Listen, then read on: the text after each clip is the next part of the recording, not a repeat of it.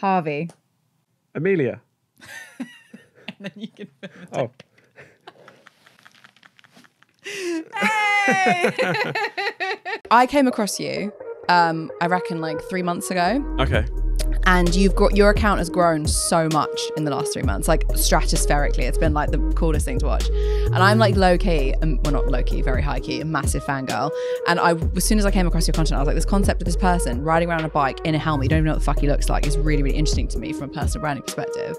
And I was really scared to reach out to you. And like, it's so fucking pathetic, isn't it? I was scared to ask you to be on the podcast. I was like, oh, he's way too big time. He won't do this.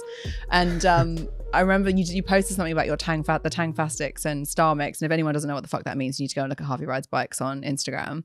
And I remember messaging you being like, who the fuck would choose Star Mix? And you were like, yeah, mental. And I was like, right, that's my in. Well, thank you for having me. Yeah. That's my in. So thank you, first of all, for being here. First question I have for you is, do you remember your first bike ride? I do. There's the actual bike ride was my first, and then the moment I realized I wanted to go full send bikes. So I joined a company, and they gave, because I worked in property, and they gave me a company motorbike, how a company car works, but a motorbike. And they also paid cool company to do that. Yeah. And it was just a lot faster and easier to get around town, London. And did the training, started to ride around London, loved it. But that company fired me 6 months later. Why? And it was just really weird. They sat me, I was really enjoying it and loved working there, working really hard. But they sat me down on my probation and said, we want to give you basically a lot of money to leave right now. But they didn't have to, I was still in probation. So I've never really worked that one out. And he said some stuff that was really strange. But he basically gave me a lot of money to leave. And then he gave me the motorbike and some cash and a few months pay and all this stuff. And sounds dodge. Yeah. And I thought, you don't want me here, it's fine, I'll leave. But I had the motorbike, and I always thought, right, I wanna go do my theory, but I failed it. And I didn't have the money at the time to even buy a motorbike. So I thought, I'll park it, because even if I pass and do all this stuff, I'm not gonna be able to have a motorbike. It wasn't until, but the thing is, my first week was really nervous as I was whizzing around, but as I started to learn how to filter after about a week, because you're so exposed, and I was bricking it the first week, and then you'd see scooters whiz past and start to filter. And then there was one day where I just followed one, and then I thought, oh, this is cool. And I just gained so much confidence. And there was a corner in Kingston around the one-way system where every single morning at night, when I came back from work, I just tried to get lower and lower and lower on this corner. So I did love it. But yeah, it wasn't until 8 years later where I went round to my uncle's house. Big up, Kevin. And he's got a sports bike, and he let me, I got on it, and I was like making all these noises going, man, all this. And he goes, you can go for a ride if you want. I was like, are you joking? And he goes, no, you have to go for it. I thought, no, there's no way. This is a rocket ship compared to anything I've ever ridden. This is 1,000cc compared to 125. It's Kawasaki Z1000. It's just mental. And my uncle I'm not the tallest person in the world, but my uncle's like 6'3", 4", and he's wide and broad and like rotund. I don't know. Sorry. Sorry, Kev. He's big in both ways. He's huge. He's a unit. Yeah, that's probably a better way of saying it. He's an absolute unit. And he gave me all his gear, and it's all drooping off me, and the gloves and stuff, and it's not really working. And he goes, go. And I was like, how'd you turn it on? And it's like, yeah, nothing fits. It's like a kid being on your dad's bike. And he starts it for me, and I stall it 3 times and on gravel, and I just look at him like, are you sure? He goes, yeah, you're probably a better rider than me. I said, I haven't ridden in 8 years. And anyway, I went out into the Cotswolds. Amazing. Onto a private airfield. Stig vibes. It's giving Stig. It wasn't a private airfield, but it was, for the record. And I was whizzing around for 20 minutes, and I didn't know where first gear was, but it all came back after about 5 minutes, and all the muscle memory kicked in, and I was flying, and I just thought, oh my God, this is incredible. This is amazing. Why have I not been doing this the whole time? Came off the bike, booked in my theory, booked in my test, bought a bike before I passed. I love that. Completely fell in love with what it was. And then, yeah, it was full send from there, basically. But that the first ride around the Cotswolds, yeah, just a huge grin on my face. Yeah, it was cool. I ride horses. Oh, yeah. I love riding horses. It's like the way that you're describing riding bikes is how I feel like cantering and galloping with horses. Yeah. And I wonder whether there is a similarity in the mindset of both, between like you're like free, like you're on your own, like it's just you and the horse or you and the bike, and like it's just there's like quite a lot of peacefulness that comes from that. Yeah, the 100%. There's a few people that have described what it's like to ride that I think have come close but haven't got it. And I think the bikes nod at each other, so it's like a nod of acknowledgement. But it's on the surface level, it's very like, look how cool we are. But I think it's an acknowledgement of what it's like too, and it's like a passion that we all share. So everyone thinks it's all about doing wheelies and burnouts and looking cool as possible. But I think if you kind of feel like a fighter jet in a canyon sometimes, and the way I describe it is, imagine if someone's surfing and you're out like fighting the nature, trying to get out, and you're out there for 10 minutes and you're trying to spot the one, like the wave, and you see it coming and you go for it, get up on the board, and the wave picks you up for 2 or 3 seconds and you're like weightless and you're in the moment. You probably can't think about your mortgage or bills or emails or life or anything, and you're just in this like surfing. It's like this 2-second moment of presence, and surfers chase it. So that's why they're going backwards and forwards, trying to get that. High. That's why people surf. So I think bikers get that on every corner. So that's how I would describe what it's like, especially on out in the country. That's very poetic. Yeah. I love so it. that's how I would, for someone who doesn't ride, that's how I would describe the feeling of what it is. And it's more about that, I would say, and sort of like the community aspect behind it and the people, rather than, yeah. And as you say, to riding, it's like out in nature, the wind, the smells, the whole thing. Yeah. And it's funny actually you said about describing like the wave. It's the same thing with the horse. It's like you catch this like minute of just like euphoria. Yeah. And it doesn't last forever because you can't gallop forever. Like the horse will be like, absolutely fucking not. Yeah. I mean, with the bike you can, depending on how much petrol that you have, I'm sure. Maybe not arguably around London. So how do you go then from like how long ago was that when you rode your uncle's bike, Uncle Kev? I think it was late 2021. It was the end. So really recently. So it was the end of summer, and I passed in October, November, and it was raining all the time. And my first riding was in winter. So 2.5 years ago. I've been riding 2.5 years. Yeah. Fuck. I've been riding 2.5 years, and I've started filming my commute about a year ago, or 13 months ago. That's wild. Yeah. So I'm not like this kid who grew up on a farm riding bikes at 5 years old and his dad's got 10 bikes, and it was meant to be. It was just like a something I stumbled across and fell in love with. And I'm very new to riding. So technically I don't know much about bikes. People ask me for advice. I have no idea. I know nothing about bikes. I just like riding them. And something goes wrong. Is that your Triumph outside? You're like, no. There is more than one Triumph in the world. Yeah, people keep contacting me for bike advice as well. I'm just like, I can say, choose one that makes you feel a certain way or looks a certain way. Or there's the owner of the bike. Makes you like a fucking badass. That's your advice. Yeah. The owner of the bike shed says that if you park up your bike and then walk away and you don't look back, you've got the wrong bike. I love So that's what I would say. But that's so true of so many things in life though. Yeah. Like same with your job. Like if you leave your job and you're not like, that's a fucking great job. Like what the fuck are you doing? Maybe your husband partner too. Like if you don't look back and you're like, they're fucking gorgeous. It's maybe the wrong relationship. So I haven't been riding that long at all. I love that. So you said to me before we started filming that you started filming your commute because your friend told you to. There was there's 3 huge reasons why I started doing it. Discuss. So the first one was I got commuting to work anyway on a bike, and I got in 2 crashes in the space of 3 months, and it was through London, 20 miles an hour, nothing to write home about. One of them I'm still in the process of, and it'd be and it wasn't my fault, but it would be a hell of a lot easier if I just got the GoPro footage and went pulled out in front of me. He didn't see me, kind of thing. That must happen a lot, by the way. Oh yeah, in London. Yeah, and I wonder whether it happens like speed limit aside. I wonder whether it happens more because it's slower. Like I think people aren't as like cognizant of like what's but I see cyclists do it a lot. Like I nearly got hit by a cyclist the other day because they just weren't paying attention to the things in a 20 still, and just went straight through. But like London's a bit. Yeah, all the near misses or like crashes really are in London. With people running around, but it was like I started, what was it? Yeah, the crashes, and it would be a hell of a lot easier. My dad bought me a GoPro when I got a bike, I think, or maybe even the year before. And I had this GoPro 9 sitting there, and I thought, you know what, I can't be bothered with the batteries and the footage and when stuff gets corrupted, or like the sound, and then you have to like edit, and it's just can't be bothered with it. And what's anyone's going to see anyway? Do you want to build your personal brand but don't know where to start? Or you want to start posting content and have no idea what to say to attract your ideal audience? Sign up to Get Clout. It's a generative AI platform that delivers you a personal branding social content strategy and tells you exactly what to post, where to post it to get the outcomes that you want to get from your social media.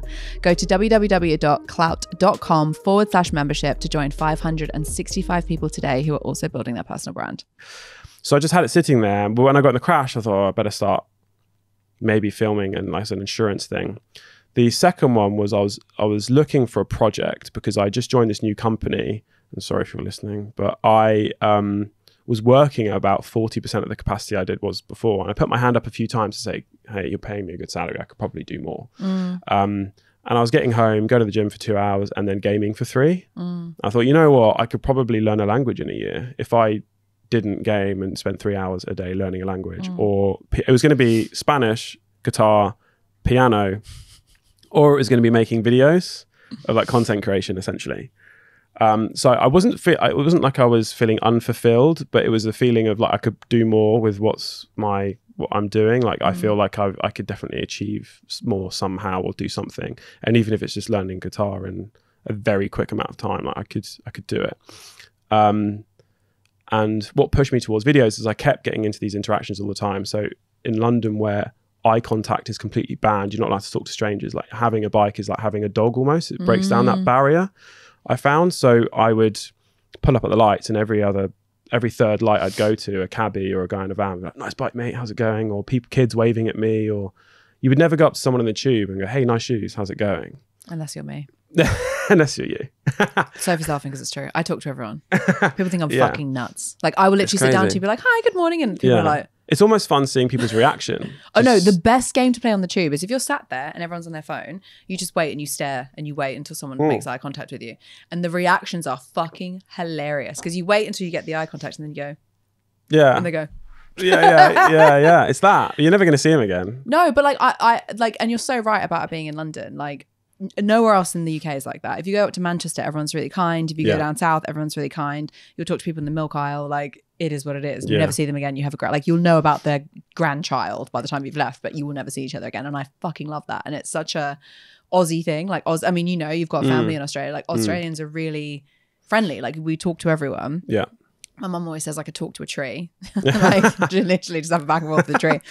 But in London, it's like this really disconnected, like there's no community here. There's no sense of like, you know, caring about other people, which I find really disheartening because I love people. It's one of the reasons why I started this podcast. It's like it's just a bloody excuse to speak to cool people like you and get to know like people and like expand your network and like have interesting conversations with interesting people and like when else are you going to have an excuse to do that? Yeah. But that's really sad. Like how many people know their neighbors anymore? Yeah, that's true, especially in London. Yeah. But I just found that it led to all these interactions all the time. And I thought that's really interesting. And I would come home and to my housemates every single day and be like, I spoke to this person and this person and whatever. And there was two things that stood out to me. Like I met some guy at the traffic lights and I chatted to him every like 5 traffic lights and whatever. He was like, what are you doing now? I was like, I'm going to the shed, but I'm done with the day. He's like, come to my house and play FIFA. We're having a barbecue. I'm like, okay. So 15 minutes later, I was in this guy's flat having a barbecue, beating him at FIFA with his housemates. I love that. I've met him.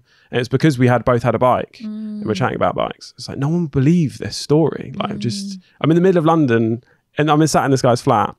And the last moment where I was like, I started researching mics and GoPros and everything the next day after this is I was in traffic lights, 3 kids next to me in the back of this car.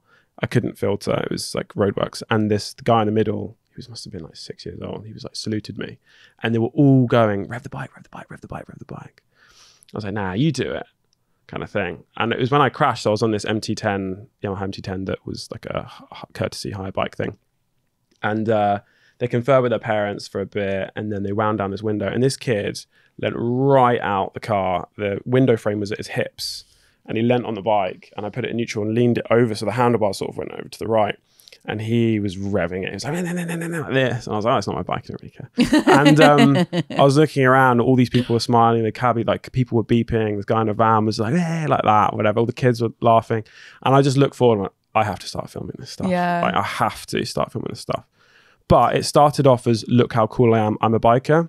So the Scramble of London, London Bonnie, it's very like aesthetic, lifestyle. I'm a biker going through London, open face helmet, aviators, ASMR type thing, and I'm in London. So I started doing a few of those, but I uploaded one interaction with a guy called Anthony. I followed him and started chatting. We were talking about parking, like not that. But it got, all my videos were getting 1,000 to 5,000 views. And I uploaded that one and it got 35,000 views. And I was with my housemate going through some footage. I was like, I'm going to upload this. I rev the engine, it's Big Ben, and like I'm in London and I'm really cool and I'm a biker. And he went, go back. And I went over a bridge and went, oh, a dog, like that. And he went, upload that, because that's more you. And that's like more, like that will do better. But I thought it was quite a vulnerable thing to do. But I started to upload more. I sort of pivoted that way because I can get it for free. I don't have to go out my way. I'm not pretending. I'm not revving the engine at a certain point. I'm not scripting anything. It's just, I'm talking to the person and the camera's on. So that's why I started filming my Q, because I get onto these scenarios all the time that you just wouldn't believe. And also these people in America or other bikers, they'd pull into a car park and be like, I'm looking for parking. I'm going to the cinema. I was like, okay. And then they go around the car park and they find the parking. So I found it. And then they'd get 1 million views. I thought, you're looking for parking. Nothing's really happening. And it's human. Yeah. But I've ended up at someone's house playing FIFA. Like surely there's something in that, and some, people might be interested. And the sweets thing as well, I'd give sweets to people and those reactions and stuff. So I just thought, surely there's something, surely I'll get more views than looking for parking. So that's kind of why I started. I'm going to come back to the sweets thing. Okay. Like obsessed. Tangfastic super fan over here. Your content is like, you mentioned there about your friend saying like oh, dog. Yeah. It's so funny because I followed you for so long. And like talking to you right now, like when you went, oh, dog, I'm like, I can see you on the bike with the helmet, like, because I know your voice, but I don't know your face. Yeah. But it's interesting that you've kind of found that sort of A/B testing of like the stuff that you think is going to do really well is actually done okay, but the stuff that like maybe no one would have pushed you to do is what's actually done the best. And I wonder whether that's because it is, to what your friend said, authentic. Like that's you. Yeah. Well, I think passion is infectious.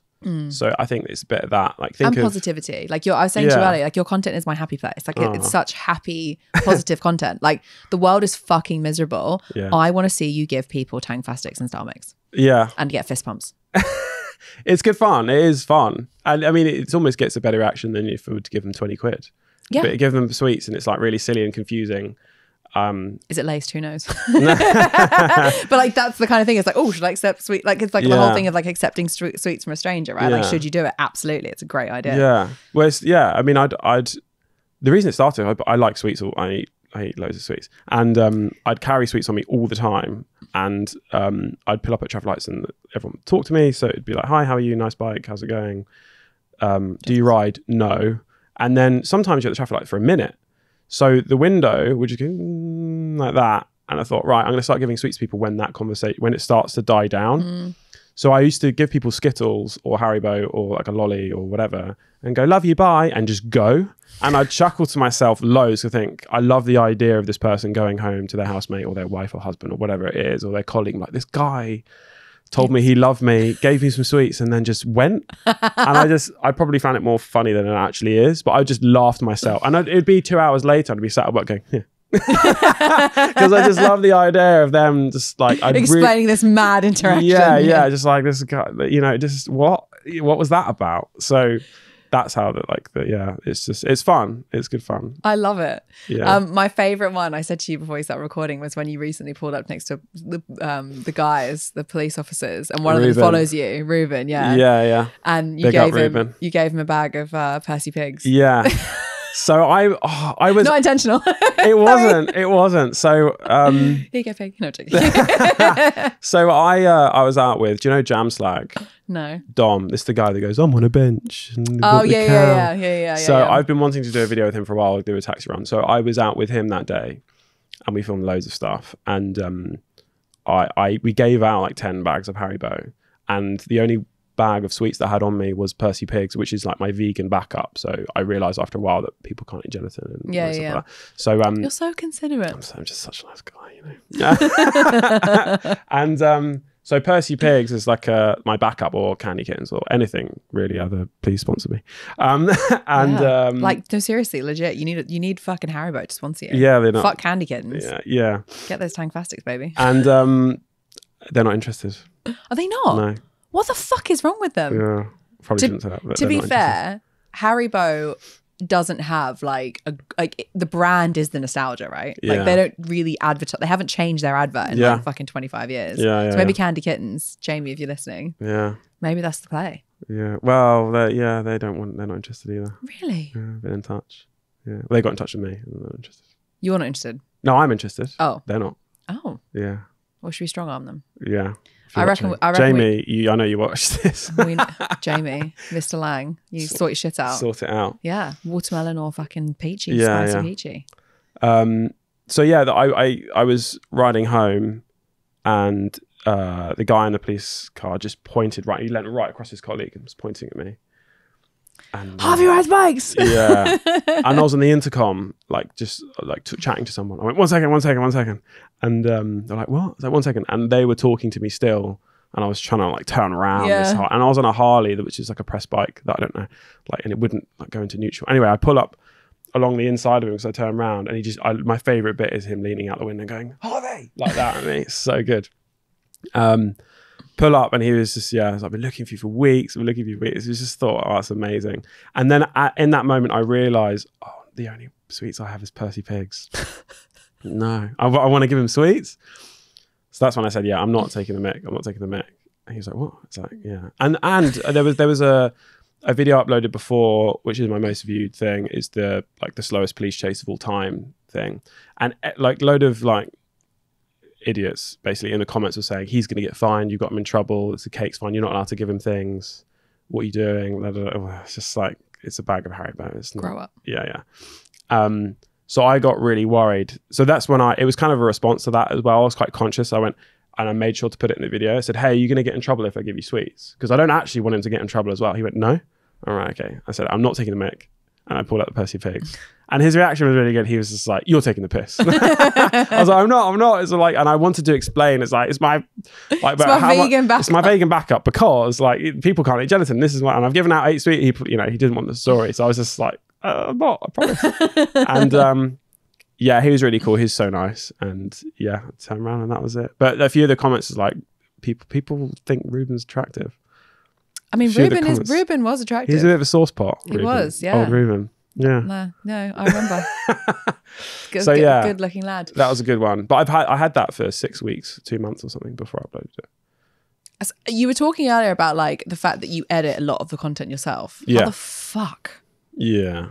How the fuck? Well, I do. You say that and it looks all probably quite organized. It's not. I've got 7 hard drives, all full of random footage. I've got month worth of commutes that I haven't watched that I know there's like really good stuff in there. How do you stay on top of it all? Because like presumably I can't. It's a nightmare. So now do you film every time you drive? Yeah.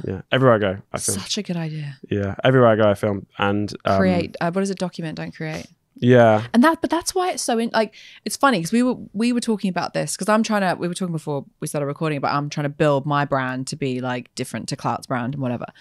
And all the content that I post that does the best is all the shit where it's just mundane stuff that everyone does and everyone can relate to. So it's like me taking the kids to school in my vlog or me talking about that time I got fired from my first job. And like it's never the stuff about personal branding or, growing this business or whatever. It's always the boring fucking shit that everyone can relate to. And I think that's why your content is so like, I don't know what the right word is, but like it's like escapism almost because I'm like, he says hi to people, I say hi to people. He likes sweets, I like sweets. Like it's really good, feel good content. And I think in a world that is so freaking miserable and the algorithms just feed you, just like not to dog him out or anything, but like even Stephen Bartlett stuff now is just like the Daily Mail. Like I hate the negativity. I hate that this is killing you and like I just need like all the people I follow are all like positive news and like Right, okay. puppy accounts Yeah. and food and Yeah, whatever. yeah, I'm like, fill my brain with happy stuff. But it's just, I think that's one of the reasons it's done quite well, is because it's clearly not scripted or planned or contrived.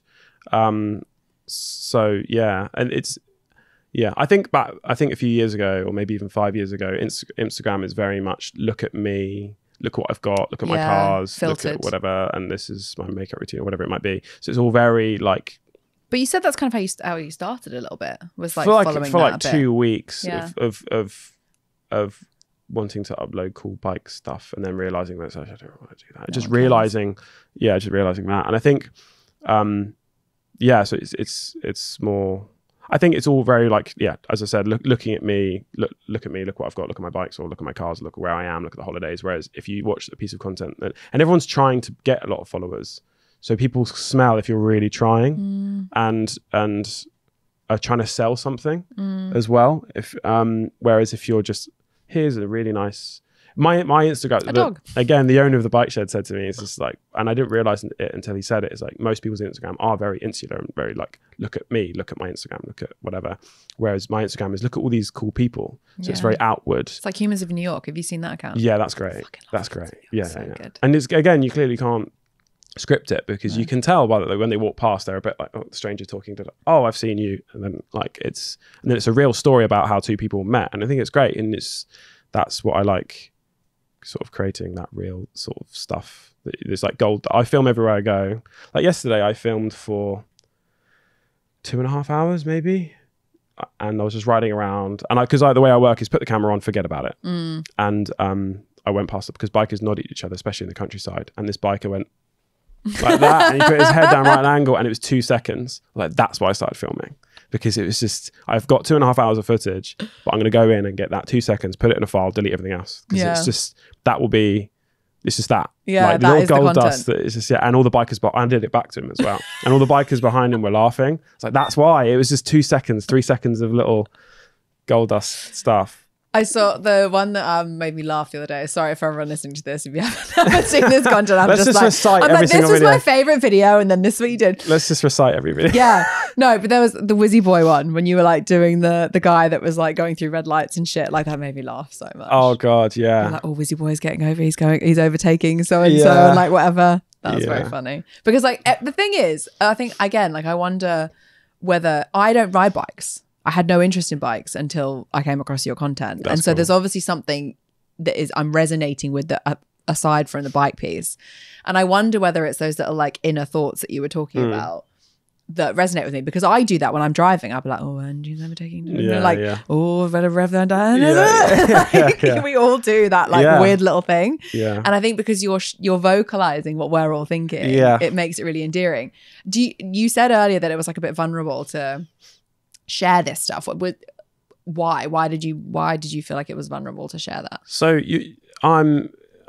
I am, or was I've been like a junior surveyor, I guess, in a property company with 40 people, and everyone's really focused at work and very like professional, and I sit in boardrooms and talk to people about their development projects, about why they should trust me managing their buildings, and speaking to the flats that I used to manage and the buildings I used to manage, the flats within them were 1 to 60 million. So you're dealing with like the high caliber people, and you have to be a certain way or quite professional. And then, and also my mates from school, you know, I'm just visualizing, imagine you've got 100 followers or 200 followers, and you're talking to yourself in your helmet, and you're talking to yourself in your car. Anyone, like if you're walking down the street and you just start talking to yourself, or you're in the shops and you're like, I'm going to beat that person to the register and I'm kind of left-hand side, whatever. Say you upload that to the internet, that's quite a vulnerable place to be, because all your mates from school, or some of your mates from school will see it, or some of your colleagues will see it. And it's just a vulnerable thing to upload your internal monologue or your internal thoughts. And also editing something, putting something together that you think is entertaining, or think, that's really funny. Or silly or nice or whatever it might be, uploading it. Yeah, I always got the fear of uploading videos and I'm on 100 followers, but I've got 400 videos out there and I'm sat with my colleagues, and you know, my colleagues are aware of it and just thinks it's a bit strange. I got very lucky at the fact that Wizzy Boy was the 4th or 5th or 6th video I've ever uploaded, and it got me from 350 followers to 27 or 28,000 in a week. It was a great video. So that was my very first, that was a re-upload. The one that I uploaded recently was a year anniversary to the video that made me realize that I should keep going and the idea has got legs. So it's just like a re-edit of that. And so yeah, it's just as I said, just imagine like your mates from school and your colleagues listening to your internal monologue, and you've got 100 followers or 300 followers at the time. It's just quite like a thing to be. And I was picturing my clients at work potentially coming across it, or their son or their daughter or their partner coming across a video, and then, is that Harvey? Why do you care though? Why do I care? It's more of a collective question to the world, I guess. Like, why do we care? Like, genuinely, why do we care? Because it's just, imagine if I had 100 followers, 400 videos, and it might bring my professionalism into question. Why do you think it would bring your professionalism into question? Because it's not a normal thing to do. Yeah. It's not a normal thing to do, and it's not the usual thing to do. Oh, I've got a great, this has just reminded me of something. Before I even started making videos a year, I dressed up as Santa, and my brother dressed up as an elf, and I bought 200 packets of sweets, and I went around on Boxing Day and giving them out to people. And I would always go up to the parents. If I ever saw kids, I'd go up to the parents and be like, hey, da, da, da, da. And everyone was loving it. And it was just something that we did that I thought would be funny. And I came across this guy on the phone. He had 2 kids. And I went up to him and was like, hey man, do you want some sweets? Like, Merry Christmas, Happy New Year. And I wrapped them all as well with my brother. I was like, hey, how's it going? Da, da, da. And he went, what? And I went, oh, it's just a present. It's, whatever. It's just sweets, basically. I was just like, because instead of him like guessing what it was, I was like, oh, it's just some sweets, like just for you and whatever. And he went, fuck off, like that at me. And it was where I'm from Dorking. So I went through Dorking. I went, okay, man, no worries. Happy New Year. Have a great day, like that. And I just went and there were like, we went around doing loops of Dorking, and there were like people on the corners of the road. People had told all their mates that they were waiting for us. Yeah, so we'd go around this corner, and the crowd got bigger, and we'd throw them as we went around. And were you on a bike? Yeah, I was on a bike, and my brother was dressed as an elf with like, the whole thing. Yeah. And this guy, a week later, I'm sat there. I went, I know that guy, because he had long hair, and I used to work in the gym, and he used to come in the gym all the time. I used to train with him and his mate. He was a pal. Well, not a pal, but like I just would speak to him all the time. I clicked all of a sudden. So I know who that is. So I messaged him to be like, hey man, like, is this you? I'm really sorry if I startled you. Almost throwing him a bone, but let's forget about that. I didn't acknowledge it. I was like, I'm really sorry if I startled you or made you like whatever, but it was me. I hope to catch you soon, or let's train or something. And he calls me up at 8 a.m. on New Year's Day, by the way. And he goes, hey, what was that? What was that about? Whatever. And I, again, tried to throw him a bone of being like, oh, I did this thing. I packed all these sweets. We made all these kids laugh. And we like, the thing, I bought 200. I spent so much money, but I did it. And I went into this thing of like, it was so much great fun. And da, da, da, da. He went, bit weird, isn't it? And I went, what? And I let the silence sit. And he was just like, well, it's not like a normal thing to do. Like, it's not the done thing to do. I was like, well, not many people are dressing up as Santa and an elf and going and giving sweets to a load of people on Boxing Day. No, so it's not the normal thing to do. He's like, we've called the police. We've done this. I've spoken to my wife about it. Like, I've got kids. How dare you do that? He went nuts. And he's like, you shouldn't do it. Don't ever do that again. And I was like, okay. And I let him go and go and go. And I said, well, I'm going to do it next year. It's going to be great fun. I gave some sweets to the police. So if you want to report me to the police, I can show them the footage. He's like, you're a weirdo. I said, mate, I wasn't in your garden filming you.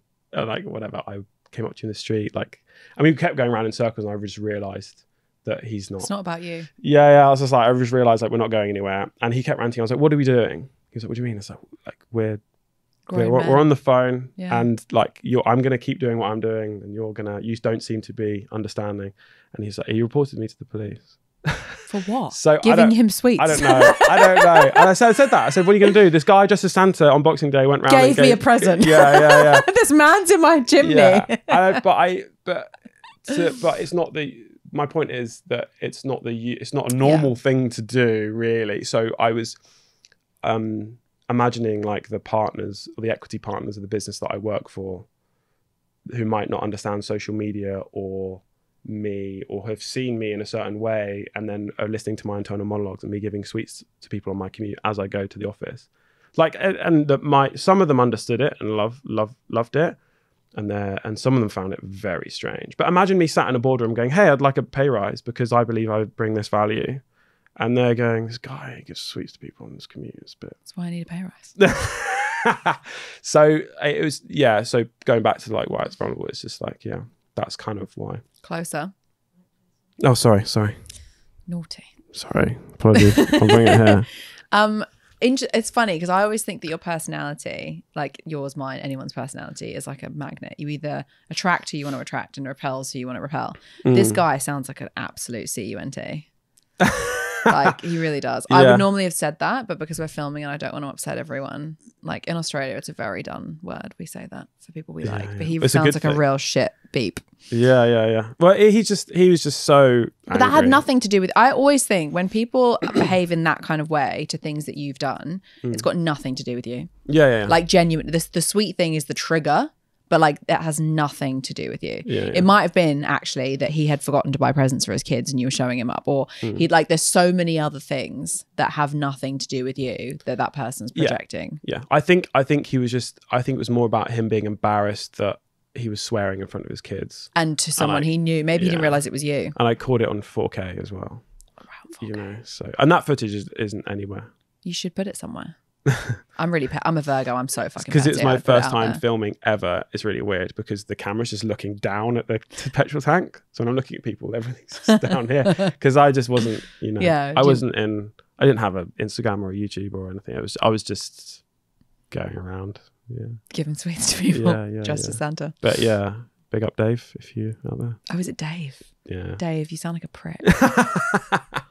Like genuinely, like who gets mad at giving sweets to people? Like, it's crazy. But it's quite funny. It's saying you're wrong and you're doing this for the wrong reasons. You're gonna blah blah blah. And I was just like, if I thought I was doing something really really wrong, you had no idea who I was before I called you. I text you and said, hey, it was me. So if I thought I was doing anything wrong, and I wouldn't have done that. Yeah, so I'm gonna come around. I'm gonna report you. So well, now you know you didn't know who I was a week ago, and now you do because I've highlighted to you, and you know where I live. Sounds like you know my name. You know like everything. So now you have all the information in order to report. Because before you'd call the police and be like, this man on a motorbike, and the police would go, lots of people have motorbikes. I don't know, but now you know exactly who I am. So go and enjoy your reporting, Dave. Yeah. Well, now he might know exactly. Man, I don't know. People are weird. I think I'm not this well, kind of am. I'm not the spiteful, malicious type. But I think I did send him a video. Being like, I think ages I'm not ago, petty, but I'm not petty, but check out this video and all the comments. I think I did that. It was like, yeah, I don't know. I'm still doing it. I love it. I'm still doing it. I love it. Spreading positive vibes, despite you, Dave. Yeah, but that was a year before I started filming or uploading anything. The reason I'm kind of picking holes in that a little bit is I feel like a big part of why I never posted. Like, I started posting content basically to prove to my then CEO that posting content as a person was way more effective than the company posting content. Yeah. I worked in a recruitment company, like people buy from people. No one was working with the company for the company brand. Like, no offense to the company. They were working because the recruiters that worked within that company were amazing. Yeah. And I thought it was silly to market the business when we could use the people to market the business. And I was right about that, but he thought it was a really stupid idea. He was like, why would we do that? Why would we invest in people in that way? Why would we build them up when they can just leave? Whatever. I'm more of a like seek forgiveness kind of girly. So I was like, fuck you. Didn't say that, obviously. I was like, yeah, sure, no problem. Absolutely, no worries. Yeah, cool, fine, great. But did it anyway. And I started posting content, and initially like that, the anxiety when you hit post is like high. Yeah. I still get it. I was like, like that meme is like, yeah, exactly. And it would be over something that was really basic. It'd be like, here are like some of the things that you can use to, you know, boost your recruitment marketing, whatever. It was nothing spicy, but I'd still be like, fuck, what if someone doesn't like this? But the confidence that it's given me in consistently posting, and interestingly, it's the negative feedback I get that's given me the confidence, not the positive feedback. I don't care whether people like my content or not anymore. Yeah. Totally indifferent to it. I care if I like it and if I think it's interesting and if genuinely the people who I'm trying to impact find it interesting. Like you were saying about, you know, you get these people coming up to you being like, oh my God, you've inspired me to ride and like da-da-da-da. I get that in the DMs in the version of like, you've given me the confidence to quit my job and start a business. You've given me the confidence to da-da-da. Nice. You've given, and that is why I do it. I don't do it because I want to go viral. I give two flying fucks about whether stuff goes viral or not anymore. Yeah. I care about, am I impacting the people that I want to impact? And I think through the process of posting content and being told you're wrong or disagreeing with you, or even the trolls, like I've got some great trolls on TikTok. I have a whole highlight on my Instagram page of like this one troll called Greg who like confessed that he was in love with me. Big up, Greg. You should watch the highlight. It's really good. It's like the whole series of our relationship. It starts off with him calling me a gimp and ends with him telling me he'd marry me. So good over the course of a year. And I've just screenshot all of the messages and put them in a highlight reel. God. But it's those things that's made me confident, and it's the confidence that's changed my life, and that's why that's great. I want to do what I want to do. That's cool. Yeah, and even if one person messages you saying they've started a bit, that's kind of worth it, really. 100%. 100%. That's cool. I think a lot of people think social media is really negative because of like the way the algorithms work and like trolling and like all that kind of shit. But actually, I think you've proven, and I've proven also, I mean, you definitely at a much bigger scale than me, but that actually it can be a really good thing. And you can build like these incredible communities with people. Like I would never have met you had I not come across you on Instagram. Yeah, and here we are. And here we are. It's cool. And doing a podcast in Chancery Lane. Although you did drive past me like 4 weeks after I started following you. That's cool. I was like, Harvey! And I was like trying to catch up, and then you were just like off. I was like, fuck. Oh, so sorry. I wanted a bag of sweets. Really? I wanted a bag of sweets. It's now got to the stage, I was telling you before, but it's now got to the stage where I'll get, if especially if it's a weekend or something like that, I'll get off the bike and there'll be 3 or 4 or 5 pictures of me that people have taken around London. Yeah. That's only gonna go crazy though. Crazy. So in last summer, someone would come up to me once every 3 weeks, once a month, and it'd usually be a biker. But I didn't ride the entirety of winter, and I was still uploading all my stuff because I'm on a year backlog at the moment. So I would just keep uploading, but I wasn't riding at all. I was getting the train to work and whatever. Because it was in the dark, and I think I'd only do it for filming, and I don't want to ever do that. Yeah. To feel like I have to do it. But Should be fun. Yeah, but my account doubled in size, and I went from 1,000 YouTube to 150k. I don't really think much of it because I constantly think no one really cares. Sometimes I just sort of just keep going. But now I'm riding again, and it was spring, and other bikers have also come out. Sometimes it's 3 or 4 times a day. People are running over or yelling at me or whatever. And I always get, it's wild. Do you think it's weird, or do you like how do you feel about it? Weird, wonderful, great, everything. It's always just really nice. And everyone's, because of the nature of the videos, what it is, everyone's super lovely and so nice. So it's just cool. It's really cool. Have you? And it's not me. It's not my face. It's the bike. They recognise the visor and the helmet and my bike. A few people have recognised this scythe, and then tell us about the scythe. So this scythe is a guy who makes jewelry online, like handmade stuff. He started on Instagram. He's a guy called Parabellum Dan. He makes handmade jewelry for heavy metal bands, and I've always wanted one. And it was in my basket about 4 or 5 times. Classic. And I just never bought it. But my housemate moved in, who's a drummer for a band, and he had one. And I thought, I'm going to buy one. So and I think it's a nice nod to the music that I listen to and the people that know. So if you go to a heavy metal gig like Bring Me Horizon or Architects or something like that, you look around and like loads of people have these.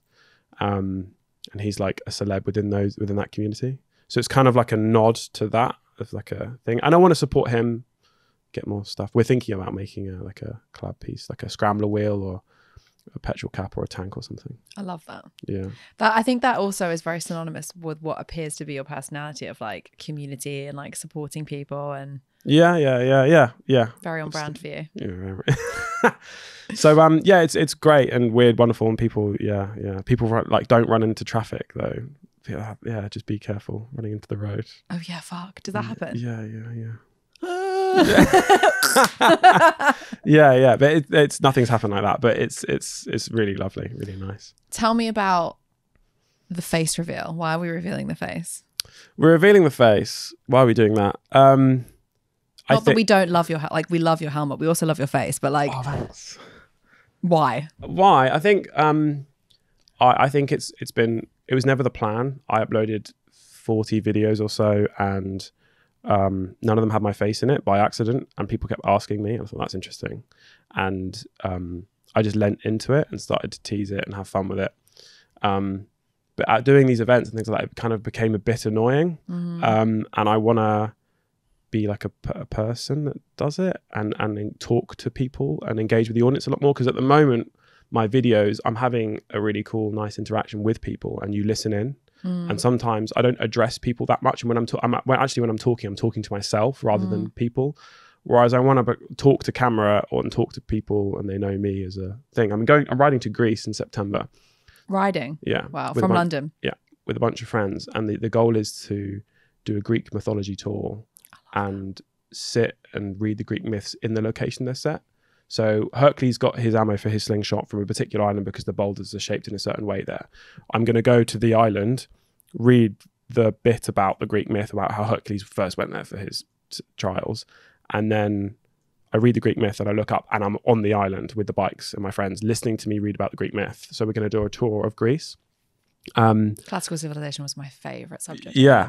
So yeah, it's really interesting, and it affects language and how we use it today. So I want to, if I'm making that video, if I'm just kind of, it works, I could do it, but I think it'd just be better if I became not a presenter, but like I told that story and you could see. And also, how fucking hot would that be? You read fucking mythology in Greece with a fucking helmet on. Yeah. I mean, another like, we could be steam up. You could just. Well, I made that, to be fair, Jordan and I was telling my friend Jordan that you were coming on today, and I was saying about the helmet and like, you know, whatever. And he was like, whatever gets really steamy under there. I was like, well, we can just draw eyes on like a smile. Yeah. And also I'm branching into cars and stuff like that. And I'm a bit of the petrol head. One of my friend's girlfriend's dad gave me my dream car. And there's a story behind it that's actually pretty sad. But I met him in a pub, and in lockdown, I would game a lot with my friend and my friend Tim, big up Tim. And his girlfriend sadly ended up in hospital for an aneurysm. So they couldn't visit her and stuff like that. And her dad moved into the flat to visit her and look after her and make sure she was all right. She's great now, which is fantastic. But whenever Tim went to the loo, I was on Discord with him every single day. Her dad picked up the mic and was like, "Hello, Harvey, how's it going?" And I would just end up talking to this dad all the time. And we felt like we sort of knew each other, and he had this car that was my dream car. And anyway, I met him 3 years later, and I said, "Have you still got the RX-7? Because I'll buy it from you." He said, "You can have it." I thought, "What?" And he had 4 pints, and I thought he was lying. I was like, "No, you can have it. It's my dream car." And I went round there. He was chasing me for it. I didn't want to go round there with a flatbed and go, "Cheers," and then go. Yeah. So I went there an hour before, and we had a coffee, and we had a chat, and there's a sad story behind it. I don't want to reveal what it is, but because I want to check with him actually. But it's there's a story behind that. And I promised him that I'd rebuild the car and we'd go for a drive. And I'm going to GoPro everything up and tell that story. And I'm going to go for a drive with him. And Silverstone might let us go around the track. Amazing. And if I'm telling that story and he opens up in the car and I'm sat there without my helmet on, or with my helmet on, sorry, I'm like, I hide my face. It just doesn't really, I can't make videos like that or tell that story unless I'm, it's been fun and it's great. And, but if I want to do this full time, I want it to be my job. I'm doing it now full time, but I'm bleeding cash basically, and which is fine, but I'm rolling the dice and trying to make it work. And I think if this goes anywhere, it's going to have to be YouTube. And to do that, I think I'm going to have to be a person. And I'm walking around events, and I've got a friend, Guy Markham, who's on 70k, something like that, 80k, and people are coming up to him all the time. And I thought this is such a good opportunity to meet people. And my whole thing is meeting strangers and saying hello and community, and no one knows who I am. So that doesn't make sense to me as a brand. So, and as a person and as like a thing. So to become more human and also do the podcast, we filmed 5 episodes of a podcast with my friend Will that we can't upload because I haven't revealed my face. So if I want to do all these other videos and like travel vlogs and like things like that, I have to reveal my face. If it's going to go anywhere, it's like the next become level. A job. Yeah. And I think there will be this, there's his face, and then there's going to be a massive dip. But anyone who is coming in won't know the difference because I'll be this guy on a motorbike and the content will be the same, but people will just know my face then. Yeah. So you'll probably get recognized a shit ton more. I don't know. I like it to, Dorking Football Club, for example, if you're the striker of Dorking Football Club and you go to a Dorking Football Club pub and everyone's in Dorking shirts, everyone knows who the guy is. And I think that's me at the bike shed or like a bike event. But if the Dorking striker walks down Oxford High Street, no one knows who that person is. I think that's the same with me. No one will know. I think you're going to be surprised. I reckon in a year's time, you're going to have a couple million followers. And Well, we'll your podcast is going to be massive, and you're going to have a YouTube channel which has probably got the same amount of followers. I'm going to give it a go. I think you're going to be surprised. Yeah, we'll see. You got something really special that everyone wants but doesn't know how to get, which is like just a lust for life and a genuine positive outlook, and people want that. And I think if you can bring that to them, you'll find that people cling on to that for dear fucking life. Oh, thank you. Yeah, I try. It's fun. It's fun to watch. Yeah. And I don't give out compliments, so that's the only way I'm getting. I think passion is infectious. If you think of Francis Bourgeois. I'm obsessed with it. Yeah, I mean, I try and make videos that are entertaining for everybody, not just about bikes. So there's a lot of bikers that message me, mate, let's do a run through of your bike. But I never go, this exhaust does this and these brakes do this, and I've saved 4 kilograms by doing this, because I just think you're talking to bikers. Niche, you're talking to a niche. I try to go out and get everybody. So which is the opposite of what every creator says. Yeah. Creators go niche, go niche, go niche. And you're saying, actually, fuck that, go wide. I want the mum on a school run. I want the 15-year-old on TikTok. I want the bike who's 80 years old who used to ride that gets to relive biking again through me, and the people that are looking for their tribe. Like everybody. And I'm trying to make entertaining videos for everybody, not just bikers, because you're only talking to those people. I know I've got some videos that builds a community and resonates with the audience, and they won't get many views, and I have other videos that I know might hit the algorithm.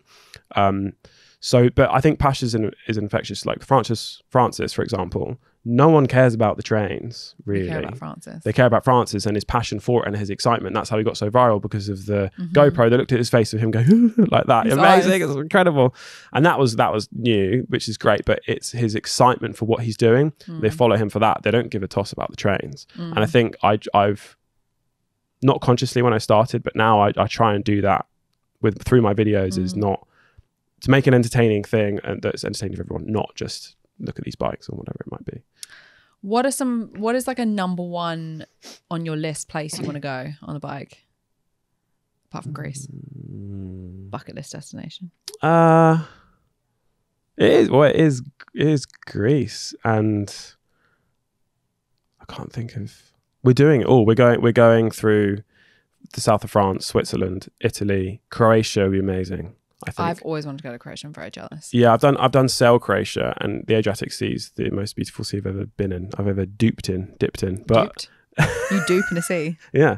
Okay, and, dipped in, and yes, I'd like to ride around those mountains and across the coast of Croatia. It'd be amazing before we get to Greece. I'm really looking forward to that. When is that?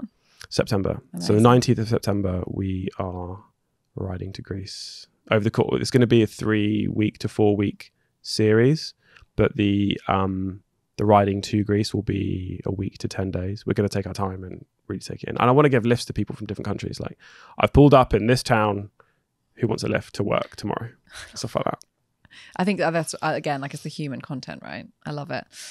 You said to me before we started recording about, you said your exact words was, have you had your big red button moment yet? So explain the big red button concept, because I think it's a beautiful way to explain what so many people experience or would like to experience. So the big red button is a thing, my concept, or a theory, I guess, my dad explained to me, is at some point in everyone's lives they hit the big red button, which is can be good, can be bad, but they have a massive switch up.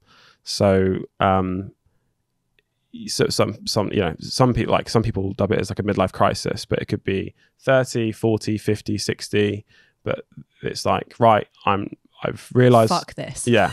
I've realized I've got to find out amount. We're on a small rock traveling through space, and we're all going to die. There's a song lyric that is, we are alive for a moment, 1 second in the great abyss of time. And you realize that that's the case. You're alive for a second in the great abyss of time. So they realize that they're not enjoying the life they're living, and they hit the big red button. So it's quit the job, have a divorce. And that sounds familiar. Quit the job, have a divorce, go and live in Australia, or Croatia, or I'm going to go start a business that is completely different to what I've been doing before. They realize that the time is finite and they're not enjoying the life they're living and they're existing. So they hit the big red button. I've hit the big red button. Have you? Smashed that motherfucker. Like literally, it was like quit my job, start a business, leave my marriage within the space of like 6 months. Really? Just like boom, boom, boom, boom, boom. Yeah, boom. that was I guess how I came up with it and told you what that's what we call it in my. But I love that explanation of it because it's such a beautiful way to explain. Like eject. Yeah, literally, I was like, fuck this. Yeah. I remember looking at I literally 4 walls of my house during COVID, being like, is this my life? Yeah. Like legit, I'm now 30. Is this my life? And I was like, no, fuck this. I don't want that. And I know a lot of people during COVID had like a really horrible time, and I don't want to take that away from anyone, but it was the best thing that ever happened to me because it forced me to put a mirror up into my life and be like, is this what you want? And it's what I'd wanted my whole life, right? Marriage, 2 children, you know, the picket fence, blah, blah, blah. And I was like, this is shit. Yeah. Like genuinely shit. Yeah. I want so much more for my life. Yeah. And I'm now such a fuck it person. So I have on my bag, I have this, someone made this for me. So I'm really sorry. I've forgotten what your name is, but I will put it in the show notes. Made this for me. And it says for the plot. Okay. And I say it all the time. I'm like, do it for the plot, not the ending. Yeah, like your life it'll be a good story. Your life is a movie. You are the main character. Yeah. You get and director and producer. You get to decide what it looks like. And things that happen that are good, bad, indifferent, whatever, are just like little inflection points in your plot. And now I'm like, I want to go do a skydive. Fuck it, let's go do a skydive. So I did a skydive like a couple of weeks ago. It's fucking awesome, by the way. Have you done one? I've done one in Port Macquarie in Australia. Did you love it? I loved it. Yeah. I immediately wanted to go back up. Yeah. So because the adrenaline hit me so hard and I was going looking around so much. I was so overwhelmed. And then the parachute hit and I was so like, and I didn't take it in and experience it properly, which I suppose is the point because I was so rushed with adrenaline. So I wanted to go up. It's so quick, isn't it? It's so quick. I wanted to go up again and then look around a bit. Change the battery. Change the battery. Let's change batteries. We can carry on. We can pretend that it didn't happen. No, we will leave this in. Oh, okay. We do this shit all the time. Yeah, we love an edit that's like ropey. Batteries of cameras. Yeah.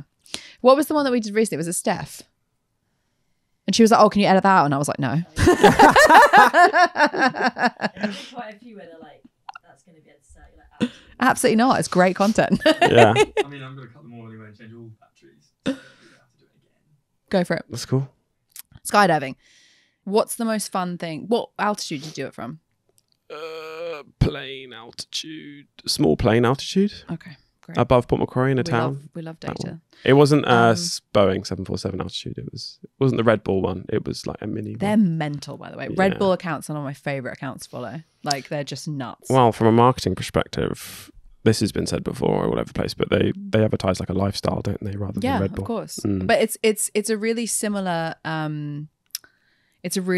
playbook that Apple followed way back when, which is like challenge the status quo. Like they were always like the underdog.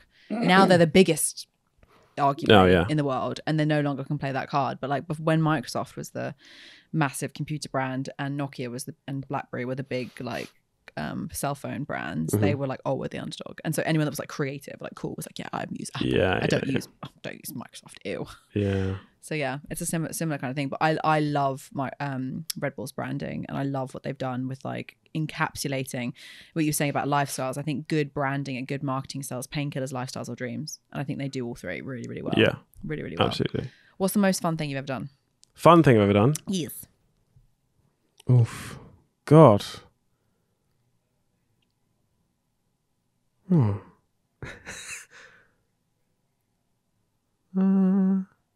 know. I'm having fun all the time. Malay Festival, biking festival is great fun over the course of 4 days. I'm going there today. Oh, nice. Yeah, that's great fun. My dad took me camping and surfing in Wales when I was a kid. Skiing. Skiing is great. I love skiing. And I remember going skiing to Austria for 2 weeks as a kid, and I spent it with ski instructors skiing around and discovering alcohol. And that was great fun. It was a great summer moment of time. There's another one. I used to live with a Greek guy called Jerry, and every single Friday we'd listen to Rage Against the Machine and drive to Battersea to get Portuguese churrasco chicken. Okay, I love that for you. That was great fun. That was like one of those things where you just do it and it's routine and it's just cool and fun. but you look back on as like that was a moment in time that was great, and we're not going to do that again. Last summer was really nice at the bike shed. Like I'd roll in there and there'd be anywhere between 2 and 15 of my mates in there, and we'd all work from home in the bike shed every single Friday. And I felt like I was in a Friends episode every single Friday, just at the Central Perk Park. So it was those things. Have you always been this like positive and happy? Yeah, I think so. Maybe not when I was 11 to 14. The hormonal stage. Yeah, probably. Angry. Yeah. But I think I was still a happy person in general. Yeah, I think so.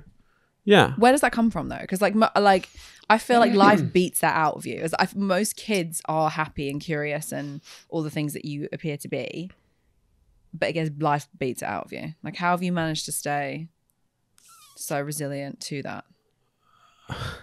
I went on a date once, and I made It fucked me up. and a girl Put me went, off dating for life. "You're funny. Why? What's the trauma? What happened?" And she was like, was first date. "You see, yeah." She Punchy. immediately just went, "Why are you so funny? You must have gone through something." Like straight away. And I was like, "Well, stop it." I don't know why. What's the question? Have you always been so happy? Have you always What have you been through? What is the trauma? I don't know. Well, I moved out. I moved out when I was asked to leave when I was sort of 16, 17. And Asked to leave. yeah, Why? because my mum wanted like loads of rent, like all my wages at the time, and I didn't want to give it to her. The only like when I went to school, knew I didn't want to go to university very early on. Like we're talking 12 years old, and then went to. My mum said, if you don't go to college, you need to start paying rent. So the only reason I went to college is so I didn't have to pay rent. And I was lifeguarding and delivering pizzas for, like, I was working anywhere between 40 and like 70 hours and doing college. Wow. And I was building myself up to get some money. And then I stupidly let go how, like, I was earning a bit of money. Like when you're 17 or 16 and you get paid £1,200 because you're pulling 70-hour weeks at £5 an hour or something. That's like £1 million. You're so rich. Yeah. I remember I was like, oh my God, I'm rich. Yeah. So when my mum wanted like all of it basically, or like car insurance, petrol, food, then she wanted the rest. And I was like, I can't be working this much and not save anything. So I was asked to leave. So and my friend let me move. I've What did that do for your relationship? So it's like good and bad. Marmite, love, hate. She's great. She's cool. All my friends adore her. But it was, I don't know. I've always had amazing friends that I could knock on their door now. And like, you know, friends, you could go in their fridge.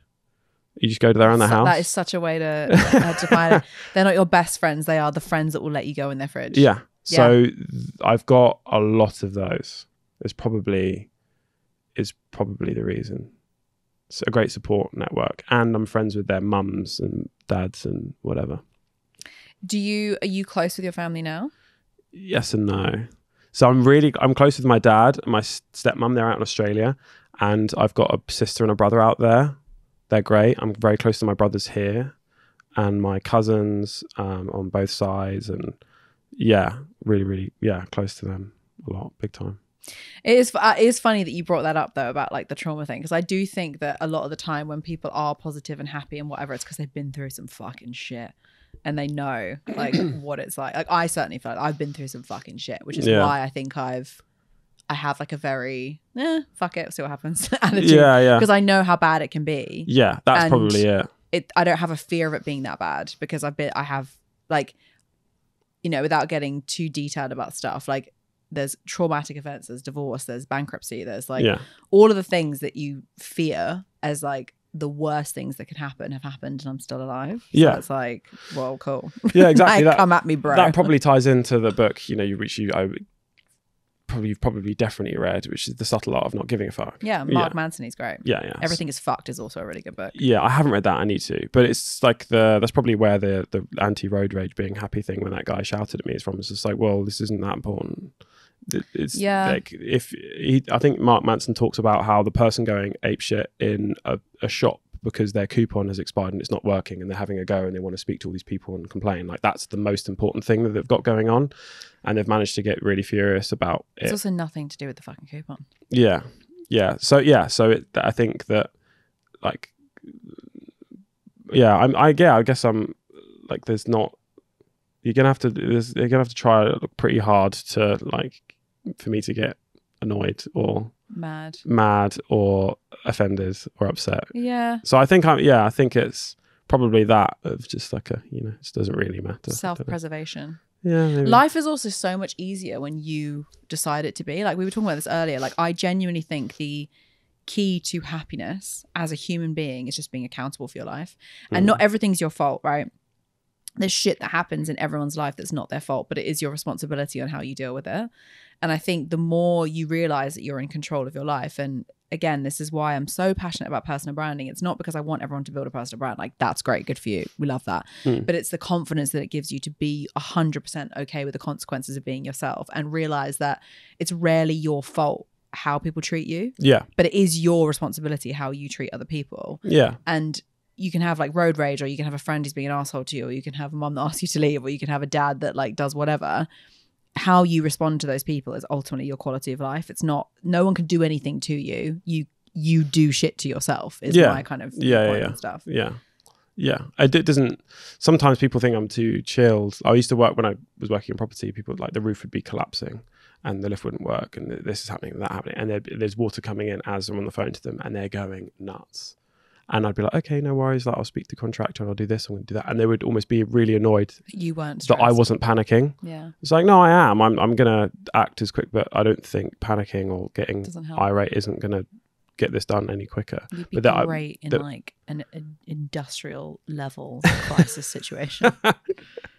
Like, you'd be the guy on the boat that's Titanic being like, guys, we're going to get the boats in the water. It's going to be fine. I was like, I just don't see the point. It's like, I think it's bad because that person complained about me because they thought, because they were really animated and upset, they thought I didn't care. So no, I do. I really care a lot. It's just, I'm not going to, oh my God, Have you always been like that? Just very like stoic? I don't know. Like, I think so. I don't know. I haven't.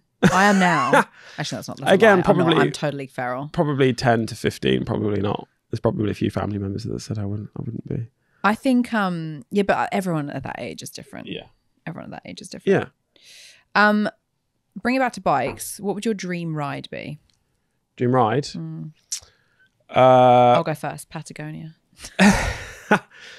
My dream ride would be to go for a ride around some countryside twisties in whatever country with Keanu Reeves.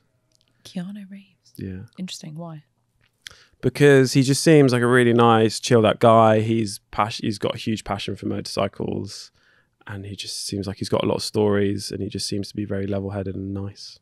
He does seem really nice. Yeah. He also seems really interesting. Yeah.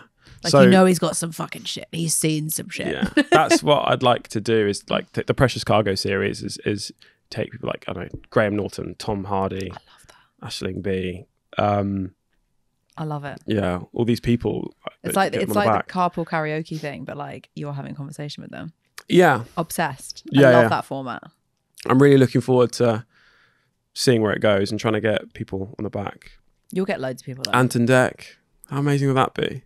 What boat? You put one in a sidecar. Yeah, exactly. Yeah, the other one on the back. Yeah. Or have a. Can you get double sidecars?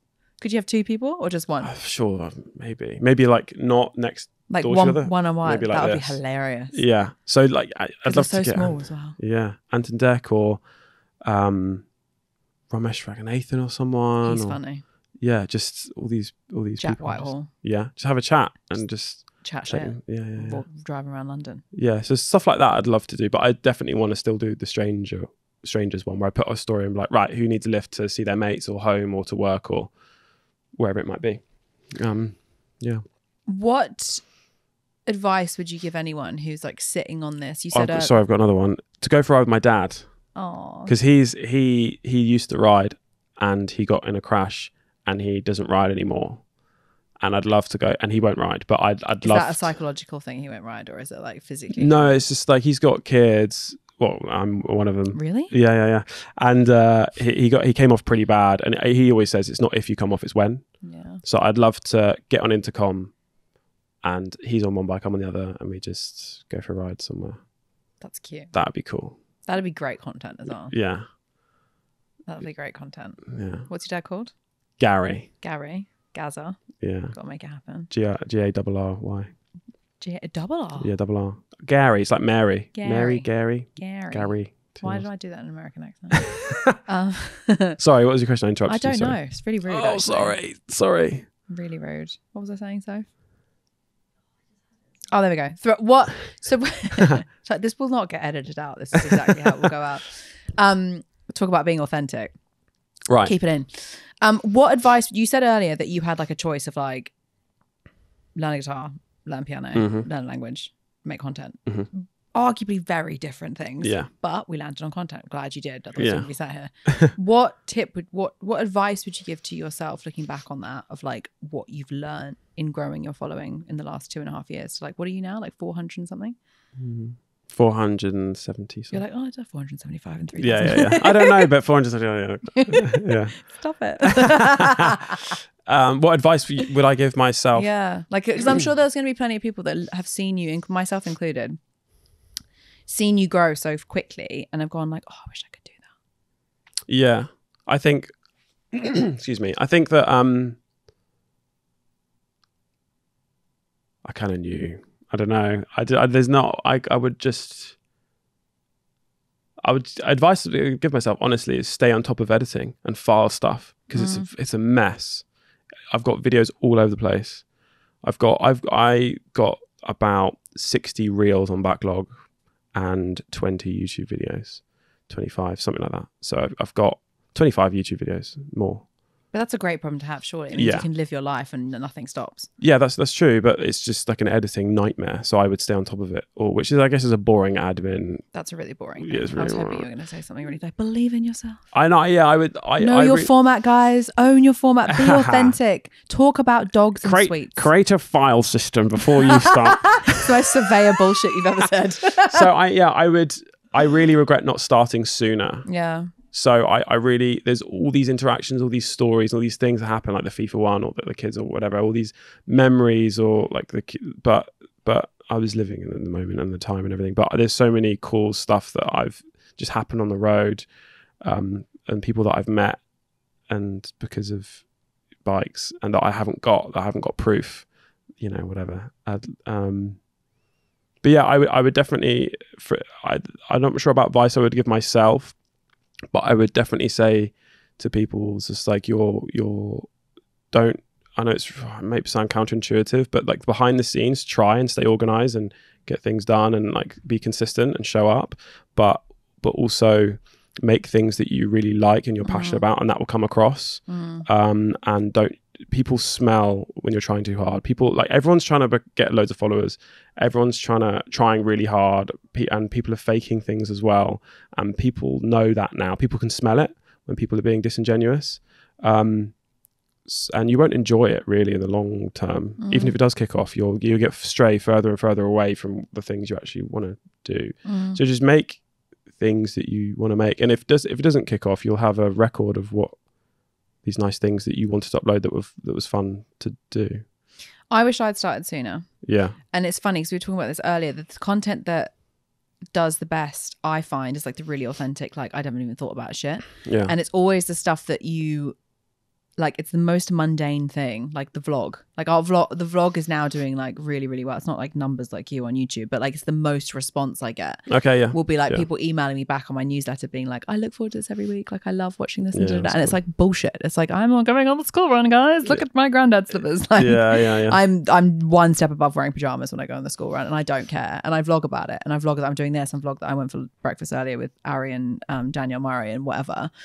And it's that stuff that people are really interested in. And I think it all comes back to something you said right at the beginning, which is like passion is infectious. Like when you're really excited about something, other people get excited about it. Yeah. And I think oftentimes, particularly in England or Britain generally, people are scared to be excited about stuff because they don't want people to squash it down. And actually in America, people are so much more supportive of people who are excited about stuff. Yeah. but like one of the reasons I was asking you earlier, like why were you worried about what people think, is I think that is the number one thing that holds people back from reaching their potential, is like living their life for other people. Yeah 100%. It's bad. It can be so, it can stifle a lot of creativity or things that people would have done because they care so much about what other people think. My friend Will said to me the other day, he said, people worry way too much about what other people think, and think about the worst thing that can happen. Like, think if you go to the shop and shit yourself, you'll remember that forever, and you'll every now and then you go, oh, I shit myself. Like, but people might go home and explain that to their partner or whatever, and then that's it. They'll completely forget. And that's like, and if you scale that back to uploading a video of your internal, or starting a business that then fails, like people won't really care. No. People don't. It's probably really vain, isn't it, to think that people care that much, but they don't really. No one will remember. 99% of people don't give a shit. Yes, exactly. And the 1% that give a shit are usually jealous or like have a projecting or whatever. Yeah. Like genuine. It's so funny as well. Like I think we all think that our problems and our worries and stuff are unique. We're all the fucking same. Yeah. All of us. Like we all have the same anxiety. Like I love the analogy of like what happens if you shit yourself in the supermarket. I'm not sure that's something that I'm thinking about, but hey, it will be something I think about now. Yeah. I'm like, shit, what would happen if that happened? It's not actually that bad. Like no, it's fine. not. Like what would you do? Find a toilet. Yeah. Sort yourself out, go home, change. Like you'd be fine. So yeah, it's all fine, and it's no one will remember, and but you will. There's things that I worry about that will hit me at 3 a.m. and my brain will go, remember that thing you did? Oh yes, but no one will it's ever normally for me dumb shit I've said. Yeah, I was at my friend's house, and like a really nice house, and I did a handstand and kicked over a glass clock, and it broke. And then I bought the clock for them, and it was so much money. It was like a lot of my savings at the time, and it was a miniature version of what I broke. And every now and then my brain just goes, remember that time you did a handstand and kicked that clock off the wall? And I'm sure that family don't care or never discussed it or like whatever, but in my brain. In your brain, it just lives rent free. Yeah, we all have that moment. I can't sleep. What's next? What's next? To take every single video idea to the absolute max of the potential of what it could be. So community rides, gumball rally-esque things across Europe where we organise hotels and places and locations and events in each thing, and people can come along the way. Precious cargo, so that the taxi strangers lifts for people, taking that to the stratosphere. Imagine having Billie Eilish on the back, or Amelia from Chicken Shop Dates on the back, or Billy, or Tom Hardy or Keanu Reeves. Imagine having guests that would be on the back of the bike. The racing commentary, imagine doing that actually for real though, potentially. I won't lie, that like the racing commentary that you do is some of my favorite content. I can't. So loads of companies have asked me to do that and have offered things for it, and I can't do it. I can't stage it. So a few people have like, do the commentaries, like do this, and end up at our shop, and then you race someone back to our shop, but it's like that. So I can't do that. Yeah, it's inauthentic. It's not a button that I can press and I just start doing commentary. It happens when I've in a spicy mood. I've had 2 coffees and I've had a good day or something, and I'm like in the work and it's sunny, and then all of a sudden someone goes past me, and I'll go, right, Harvey's in second position, and it will just happen.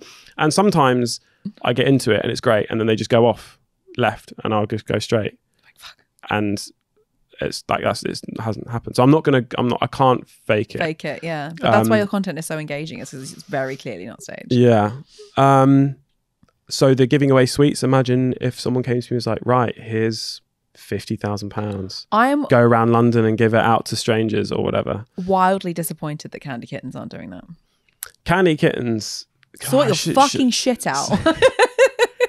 They they got in touch and they said, this is probably bad to put this in, but they got in touch and they're like, can you give out candy kittens? I went, absolutely great. I have 8 people on backlog where I go to give them Haribos. I can't because I'm Muslim or I'm vegan or I'm veggie. And I've backlogged those clips on purpose because if I ever switch sweets, I can say, look, there's a bunch of people or a group of people that I can't give sweets to because of this reason.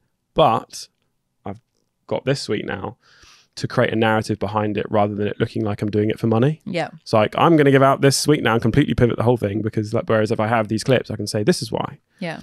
And they kindly gave me lots of candy kittens and I ate a lot of them. And I gave a few of them out to people and I tagged them and they said, we want exclusivity. I went, right, okay. money? And they went, no. I went, right, okay, well, no. Well, then fuck off. Yeah. So That's ridiculous. They are making a fucking fortune as well. I've looked at their company's house. They're doing well. They can afford Harvey Ride Bikes to be given out there. Yeah. I'd love to give out candy kittens. They taste great. I eat loads of them. And everyone can eat them. But it's such a good brand alignment. And they're bougier. They're more expensive. They make sense. Yeah, they make sense. And I can fit more of them in my pocket. Yeah, because they're in those like long pockets, aren't they? Yeah. Is that where you keep them, in your pocket? I keep them on the inside of my jacket pockets, depending on what How jacket many I'm wearing. packets can you fit? I go around with 4. 4. Yeah, and so because it happens quite. So if I went around with 2, someone has Tanfastics, and I run into someone 10 minutes later, and they go Tanfastics. I go, I haven't got it anymore. Yeah. So I carry 4 packets around me at all times. For whatever reason, I thought you just had like a rucksack full of sweets. Well, when I'm making a video, say I'm collabing with Troy Hawk or someone, or my housemate, or like we're going out for a video, I'll have a backpack full of 20 or 40 or something. 40. Yeah, and it'll be a backpack on my back, and now I'm pillion, so the backpack is in between us, and we'll dish them out. They'll reload me. But in general, just going around town, I have 4, and if I give away one, I'll go to a shop and buy stuff. Yeah, Backfill, love it. Yeah. Thank you so much. I have one more question to ask you. Yeah. What is something that you would like me to ask the next guest? Oh wow. What is something that you wish you could know? Bearing in mind you're not going to know who the next guest is. I don't know who the next guest is. It could be anything. Tanfastics or Star Mix. That you should ask them, but can I ask another one, a proper one? What's your happiest memory? What's your happiest memory? Yeah. I love that. What is your happiest memory? What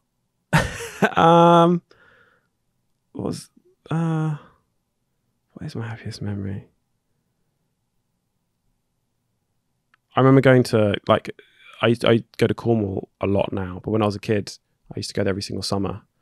And I remember meeting a bunch of people, complete strangers down there, who are now some of my best friends. So like meeting them and having a barbecue with complete strangers, with all these like 30 different people, and there are 3 people now that I'm really, really good friends with. I love that. Probably something like that. Yeah. Isn't it funny how almost all of our happiest memories are all the things which are so basic? Like it will never be that you did the holiday, you bought the car, but it's always like I was with my favorite people in my garden having a barbecue. Yeah. Like some of my favorite memories are having pizza and champagne. Having pizza and champagne on the beach with my kids. Yeah. Obviously they weren't drinking champagne, I was. It's a question I've started to introduce to the taxi run, and people always come out with, it's not something that was planned or a concert or like a birthday or something like that. It was, I hadn't seen my dad in 4 months, or my mum in 4 months, or my brother, whatever it might be, and we sat down and cooked together and listened to this record, and we chatted until 2 a.m. It's something like that was completely just, yeah. I love it. That's such a good question. Harvey, thank you so much. Thank you. And I feel very honoured that you joined us with your face today. I finished my boat race. Your boat race? Yeah. Is that Cockney? Yeah. Ooh, learn something. Thank you so much. I really appreciate it. Thank you. Love you. Bye. Thank you. Love you. Bye. Thank you for listening to this episode. I absolutely love doing these podcasts, and I would be able to reach a hell of a lot more people if you like and subscribe. So thank you to all of you who have already liked and subscribed. And if you haven't, please subscribe and leave us a 5-star review so we can reach more people.